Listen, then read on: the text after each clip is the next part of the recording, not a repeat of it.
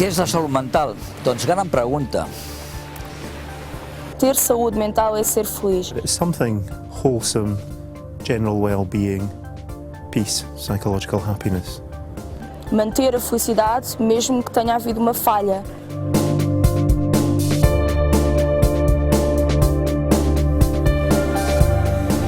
Estar bé amb un mateix i fer allò que pot, que vol, que li agrada, sense fer mal a un mateix ni tindre conseqüències negatives per ningú. Tot el que provoqui patiment intens no seria salut mental. És veritat que el patiment psicològic existeix, que viure té patiment, té dificultats pròpies del fet de viure.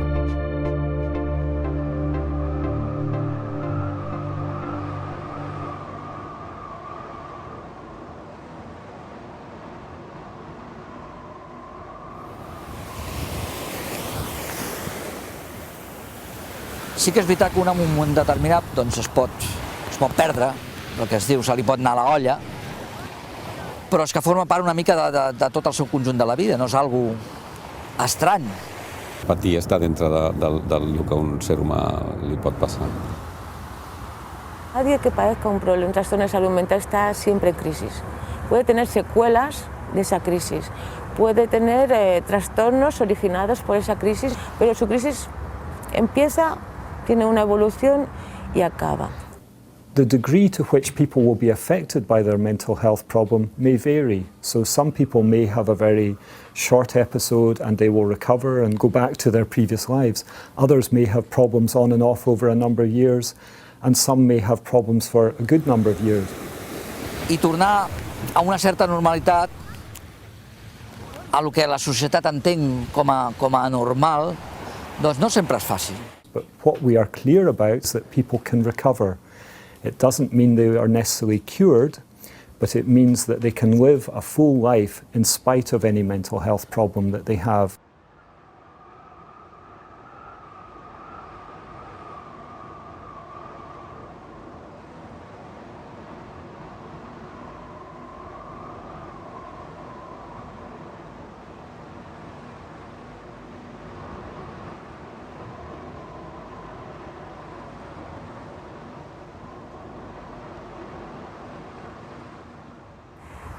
Se habla de salud mental y se entiende de enfermedad mental. Es como una paradoja, ¿no?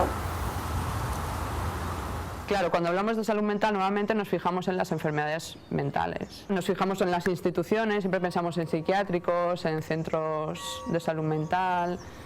As psychiatrists, as doctors, our focus has been on mental illness, and they are strictly defined disorders. And I think we need to appreciate that, but there needs to be more and a move towards mental health. Claro, si piensas en forma de enfermedad-salud, con un binomio, ¿no? Sí o no, evidentemente, claro, o te sitúas en uno o te sitúas en el otro. Claro, si tú lo entiendes como un proceso, entonces es más fácil pensar, bueno, yo estoy ahora aquí, pero quizá puedo llegar aquí. Now, mental health is a scale. You can have, for example, a mental health problem, such as schizophrenia, but you can also have very positive mental health. Or you could have the opposite, you could have no mental health problem as such as is diagnosed as a problem, but have quite poor mental health, not feel good, have emotional problems. 1 in 4 people, 25% of the population, will be affected by a mental health problem. That means 3 out of 4 in the population will probably know someone who has a mental health problem, so it does affect everyone. Salut mental és algo que està en la vida de les persones, jo crec que des de que naixem. All of us are affected by mental health. Any one of us could become unwell at any point, just like we could become unwell with our physical health. O doente mental é simplesmente uma pessoa que teve, como outra pessoa qualquer, uma gripe. Uma gripe é uma doença. I hem d'avançar aquí perquè no es pot dividir, fer aquesta divisió salut física, salut mental, no té massa sentit. Most people enter services through crisis when things go badly wrong.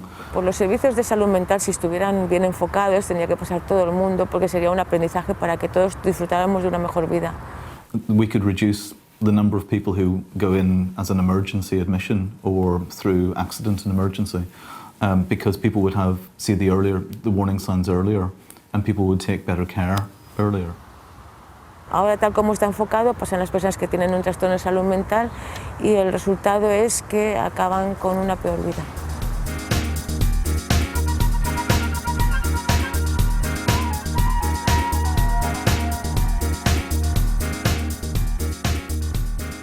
La salud mental en verdad nos afecta a todos y todos somos vulnerables de tener un trastorno, de pasar en un momento de nuestra vida por algún momento de crisis. Es pensa que la salut mental és una cosa d'uns i que la perden i que aleshores fan barbaritats. Yo creo que precisamente por eso, como crea mucho miedo, la gente lo sitúa fuera como una forma de no, es de ellos, a mí esto no me pasa. I think people are frightened of difference. I think people are frightened of pain. People are frightened of behaviour that seems a bit odd and a bit bizarre. This isn't something strange, it's a mental health problem, you know, it's nothing odd about it. And I think just getting rid of that history of seeing it as something to be feared and scared of. And this has become a whole part of our culture. So even though nearly all of us live in our own homes nowadays, there is still a fear of us. And there is still a lot of prejudice. Hi ha moltíssimes coses que estan passant i que han passat i que passaran que tenen a veure amb una visió absolutament sesgada, falsa i molt negativa d'aquesta situació humana, que és tenir un problema de salut mental. And because they're frightened of that, and because they don't understand it, in the past we were locked away out of sight of the community. Beneficiarii de servicii de sănătate mentală, spunem beneficiari, dar de fapt nu beneficiau de nimic, erau internați într-un spital de psihiatrie și punct. So they had only their imagination and the stories of the media to work out what we were really like, and they turned us into monsters. And they couldn't understand that we could live a normal life or that we could ever be a normal person or have similar emotions to them. Very often, if people are seen as different, they're seen as not having the same access to human rights. És un col·lectiu discriminado. Però històricament ha estat així. La persona amb un problema de salut mental greu o considerava que no tenia drets perquè la malaltia li colonitzava tot. So, for example, if you ask a young person how they might view someone with schizophrenia, they have this image, generally with very negative words. It's usually words around fear and unpredictability and violence.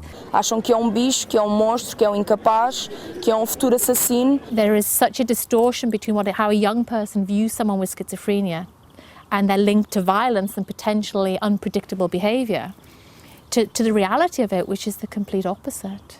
The research shows that they're no more likely to be violent than anyone else, and we're more likely to be the victim of violence.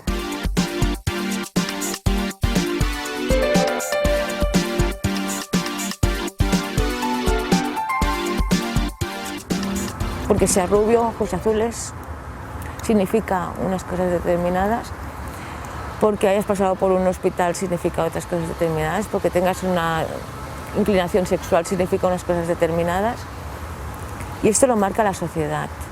Rechaza a un colectivo en concreto o le pone una marca, ¿no? Que el estigma es poner una marca a alguien, ¿no? People are not just gay, they're people. People are not solely black, they're people. People are not just people with mental illness. They're human beings with so many other parts to them. There's a lot of stigma attached to mental illness, and I think that goes, it doesn't matter which country you're in the world. 30% of the people who have mental health problems don't want to speak to anybody about it. They can't tell people. Amaguen la seva condició d'haver estat amb problemes de salut mental. Because they're afraid that other people will draw back from them. And often that is correct.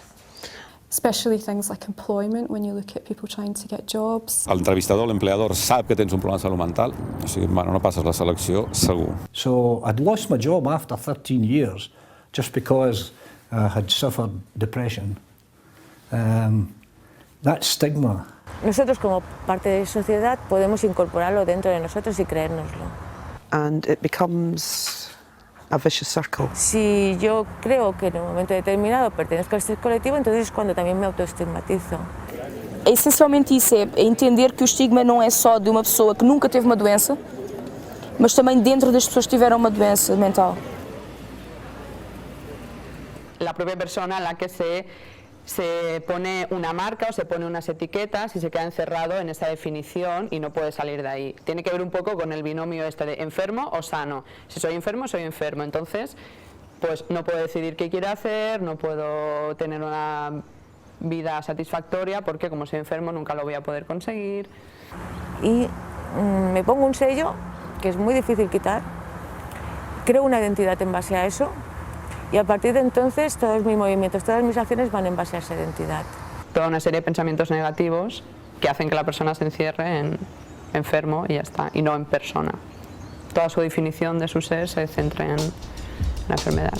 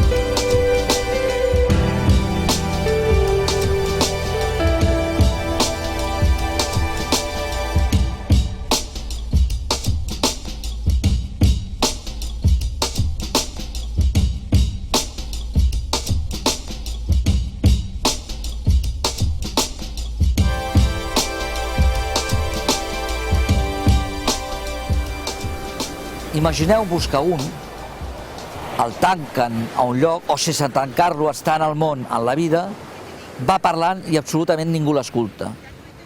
Aquella persona més sincera, amb més salut, acabaria sense salut.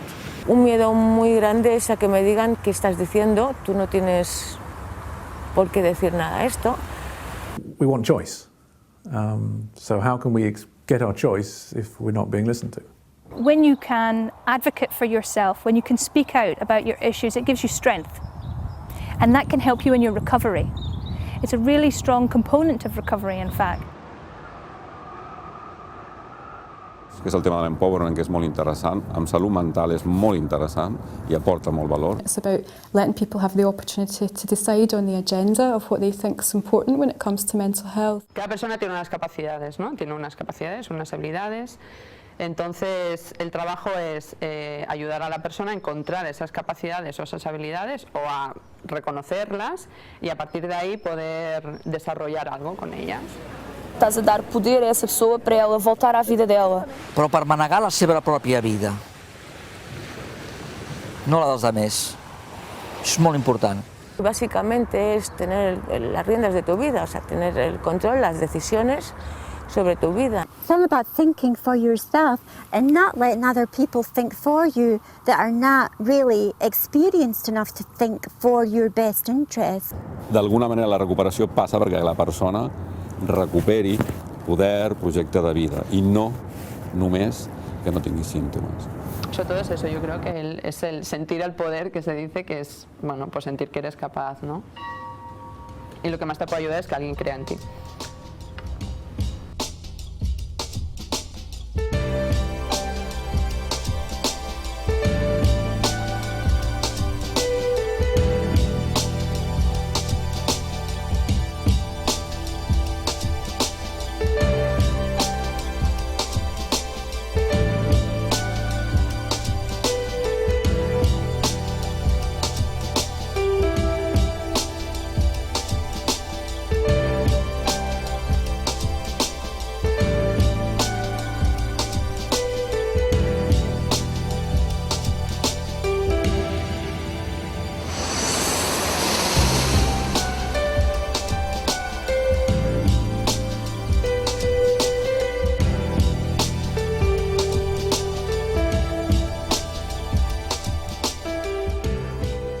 En un momento determinado las personas creen que no pueden hacer, entonces necesita un grupo de gente o alguien como mínimo que le anime a que continúe, a que dé un pasito más, a que haga algo.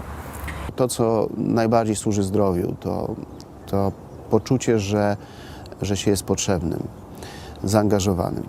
Por eso especialmente es muy importante las asociaciones, porque ahí es donde una persona pues, va a encontrar el apoyo de alguien más que está diciendo sí, sí, tú puedes hacer.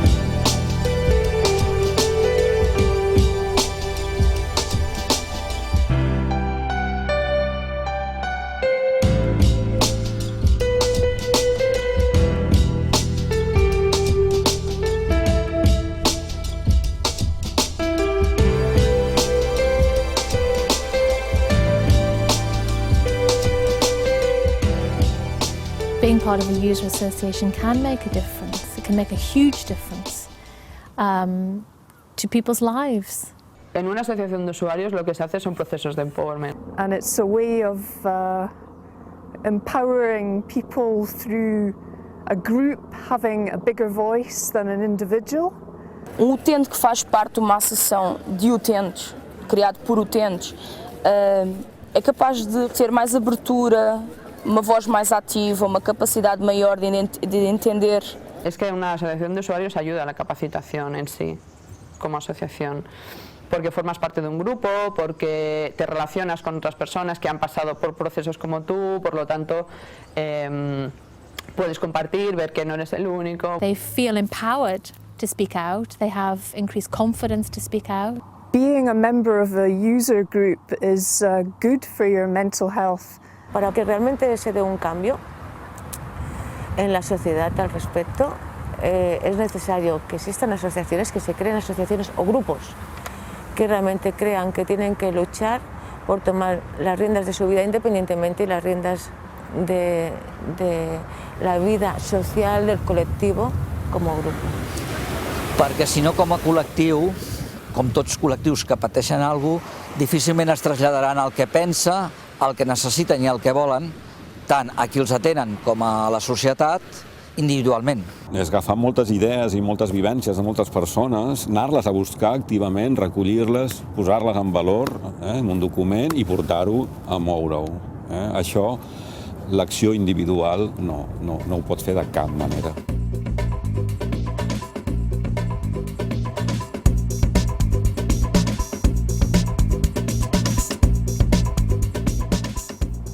Powstawanie organizacji osób niepełnosprawnych psychicznie, czy osób po kryzysie psychicznym, także dobrze służy profesjonalistom. And users groups aren't there to attack psychiatrists. They're there to work collaboratively with psychiatrists. And likewise, psychiatrists need to work collaboratively with users groups. As a professional, you should be proud that the users you work with have found a voice. And by finding a voice, they empower themselves. And by empowering themselves, they put themselves on their road to recovery. And that doesn't mean to say that you need to agree about everything. It wouldn't be a collaboration if you agreed about everything. But you can discuss everything and take things forward. Un sistema de salut no pot estar a esquenes de les organitzacions d'afectats, ha d'escoltar-les. Per què? Doncs de cara a aportar la seva experiència per millorar tot els serveis i els tractaments a les persones amb un problema de salut. Que algunes coses no es veuen si no és des del punt de vista de l'usuari. És així. Si los usuarios están ahí, forman parte de eso, se les considera un elemento más a valorar, una opinión más a decidir, evidentemente yo creo que se puede mejorar bastante los servicios.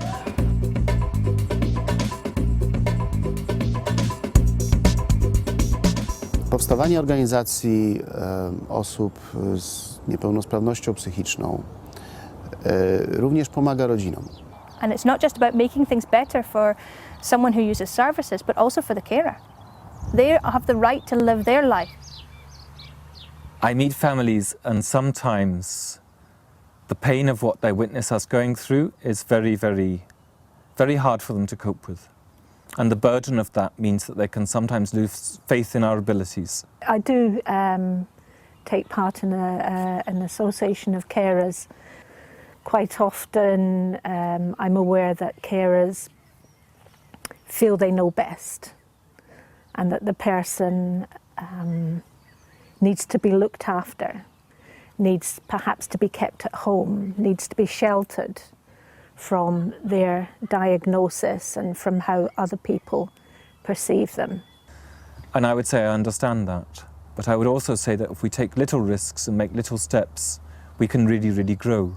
I think it's very important that we don't smother with care. From the user's perspective, they need independence. They need to make their own mistakes in order to recover. I think it's essential that service users and their carers have their own supportive organisations. Because as a service user, I have a different voice, a separate voice, that gives both of us power.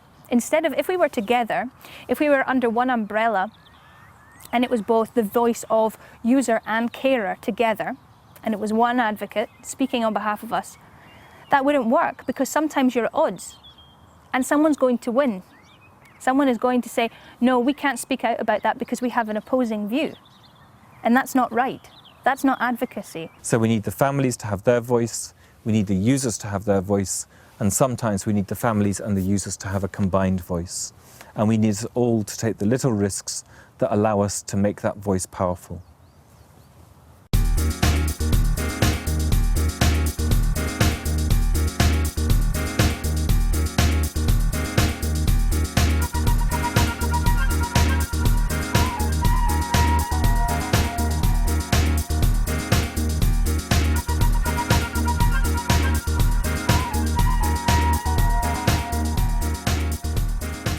Antes de conhecermos a HUG e principalmente o sucesso das associações de utentes da Escòcia, ninguém acreditava que fosse possível. Va ser revelador veure com moviment d'usuaris i organitzacions d'usuaris a altres llocs havien aconseguit coses molt importants.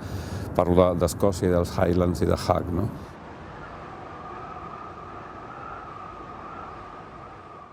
HUG is a group of people, of 360 people. We are a network of people who've all experienced some form of mental health problem. I suppose most of us at one time or another have been in hospital ourselves, and we meet together to change the world, to make it wake up and realise that it needs to change, to shake it and make it realise it needs to change. And we have two main objectives. One is to improve the services and the treatment that people receive within hospital, but also within community services, and to influence the policy and the strategy with which those services are embedded. And the other side of the work is challenging stigma and increasing public awareness of mental health issues. And we do that by talking about our lives, the things that are done to us, the treatments we get, the people around us, and we speak out on those issues to make people listen, to hear our voice, to understand, because we're experts by having been through what we've been, in what affects us, what helps us and what doesn't help us. We don't provide particular support.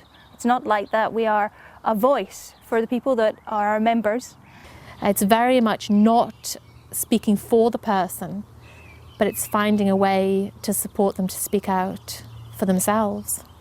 That's HUG, allowing me to speak out and be myself, and not to accept injustices. That I am a human being, I do have value as a human being, and I do have a voice. HUG's reputation speaks for itself in the sense that the messages that they deliver, whether they are verbal messages or written messages, immediately have credibility. We deliver training, mental health awareness training, to professionals. And that involves psychiatrists, social workers, nurses, as well as people like the police and people within NGOs in the voluntary sector. We also need to be ever guided by the people who are experiencing these conditions themselves, and their what they like, what they don't like, what they believe in, and take account of all of these factors in how we work with people. It's very difficult to speak about injustices by staff at user centres. If I'm brutally honest, initially I was a bit sceptical and possibly a bit threatened by people telling me how I should be working. We don't just talk to the professionals, we listen to them, and we have discussions and debates, and it's very interactive, it's very dynamic and it's very interactive, and that's the bit that I think people value hugely. The quality of the work they do to support the people who contribute to our programme is first class. We also have professionals telling us that it's given them greater confidence to practice. They have very significantly impacted on the way we practice in Scotland and in Highland. And I think I can honestly say they have very significantly impacted on the way I practice. And the work that I love and I'm absolutely impassioned about is working with young people. The anti-stigma work is going around schools talking about mental health and mental illness and what that entails and what it's like to be a young person going through that. I think it's very important for young people to learn about mental health issues because it's just something that's not spoken about these days. It really helped me move on as well because you're taking a really negative, horrible experience in your life, but you're getting something from it and you're turning it into almost like a piece of art. It completely changes their attitude and perspective about what they thought somebody with a mental illness had. It's just a part of them, and like all of us, we all have, you know, our own problems, and it's not something that determines who they are. It's just something that they have to live with, and I now see that as not half as big a deal as I used to, certainly. I'm no different from anyone else. Sometimes I feel different, so bad inside that I starve myself. But then people notice I'm getting too thin, and that I'm crying and crying. So they slag me off, act like I don't exist. And that makes me feel worse, because it hurts more when they treat me like that. But it doesn't have to be that way. See me. I'm a person, just like you. See Me is the national anti-stigma campaign in Scotland, and it came together around about 2001 when 5 organisations decided that we wanted to try and do something about the stigma that is attached to mental ill health in Scotland. Certainly the Scottish Government invested and have invested and continue to invest a lot of money in this work. We've spent about £1 million a year for the last 6 years on stigma work within Scotland. Our long-term ambition is that we will eliminate stigma in relation to mental ill health in Scotland. Certainly investing in stigma is a good economic investment because we know that if more people with mental health problems enter the workforce, that means that they will earn resources for themselves, they'll pay taxes, they'll probably be more healthy as well and require less treatment, in that we know that work and employment is very much a very healthy thing for many people to do. And so, you know, we see the relatively small amounts that stigma campaigns as being very, very worthwhile. When I first had a mental health problem, I was scared. You were scared? He calls me up in the middle of the night. I was making no sense. I was a bit annoyed. He was raging. I go round and something's like wrong. I'd hidden it so long, I got to the doctors, got help. You still didn't want folk to know? Didn't want to answer the door? Only because I knew it was you. And I just kept going round? Aye, like a stuck record. Need anything, want to play golf. But I was scared to go out. You're scared? You'd get beat at golf. That's what I like about you, Johnny. You didn't change. And I get better. For people with a mental health problem, what you do makes a difference. Be there, be yourself. We find the user movement very helpful in Scotland for a number of reasons. They help us in the design and development of policy. They identify what the priorities are for service users and carers. And sometimes those priorities are difficult for us. They're not always easy for us. But it means that we do have to address the real issues and the real lived experience of people. And it was a slow process. Initially, people found it very difficult to believe that there was any reason we needed a voice. But slowly we gained allies, and we had people in England who were doing the same thing, and a body of literature and evidence that showed there was a moral and ethical and also an evidence-based need for a voice. And more especially, I think the Scottish Government want to listen to service users now, which, in my opinion, they didn't do before. Very often we focus and we think about treatment as though treatment is the only issue. But that wasn't the most important thing that service users told us. They said the most important thing to them was how people treated them, not the treatment that they got. And that's led us to develop something called the Scottish Recovery Indicator, which is a way that we use to assess services, to see the degree to which those services reflect the principles and expectations that service users and we have about how care is delivered. And that we think that's incredibly powerful. Mental health work in Scotland has changed dramatically over the last 20 years. You can tell by the size of our psychiatric hospitals. They're shrinking. They're becoming, very small in comparison with the big institutions we used to have. We've seen the closure of the long-stay large hospitals and being replaced with services either in the community or in smaller, more specialist hospitals. Sometimes my well-being is better when I go and live with a certain person, or in a certain area. So those things are important, and it's about sitting and listening to people rather than just thinking of medication. So one of the big developments is in choice, and another massive development is in the shift to people living and working and breathing in their own communities. HUG started about 12 years ago and is now a very developed group, but there are also other groups across Scotland. We have Acumen, we have Augment, we have Plus, we have Vox, our national voice, we have Lanarkshire Links, we have Edinburgh Users Forum, East Lothian Involvement Group. These groups are all over the country and they're slowly beginning to grow, and there's a stronger and stronger need for these groups to exist in every region, so that between them they can work locally and feed in nationally and hopefully feed in internationally to make a change that occurs across the world, because the things that we experience in Scotland also happen in other countries, and we need to join with users in every part of the world to say that some of the injustices we go through, we can, by gaining strength together, change through having a united voice. Because quite often the problem is people don't know it's possible. It's an education issue. And now we've educated, it's now the hard work time. Now people have to go and do that in their own back gardens, in their own countries.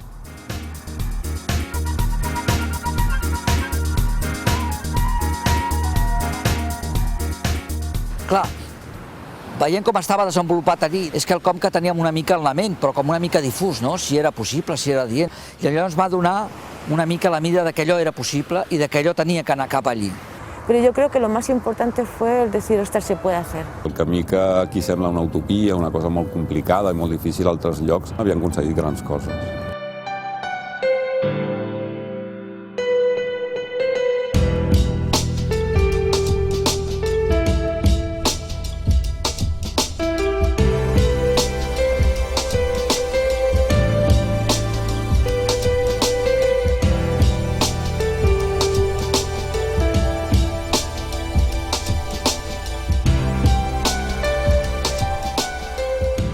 And this is how it happens. The word spreads. You're known with small, tiny steps to make small changes. You know that a small group of people can go and meet a small other group of people and change their minds forever. And by doing this, by meeting together, by encouraging each other, by supporting each other, by acting as a catalyst to the huge talents our members have, we give something that people want to be a part of. Not everyone wants to change the world, but some people do. And when they meet each other and they support each other, then they can help that change happen. So if I can speak out and challenge the system, challenge attitudes, challenge professional practices, so that nobody goes through what I went through, then I will have done something great.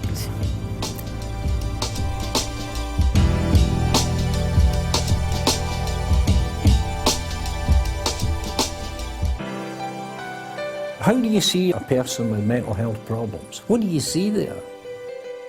Faries el mateix si fos un amic teu?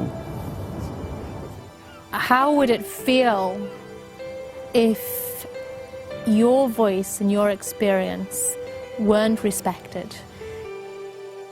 Why would you not speak out if you think that the way you live your life is unfair and unjust?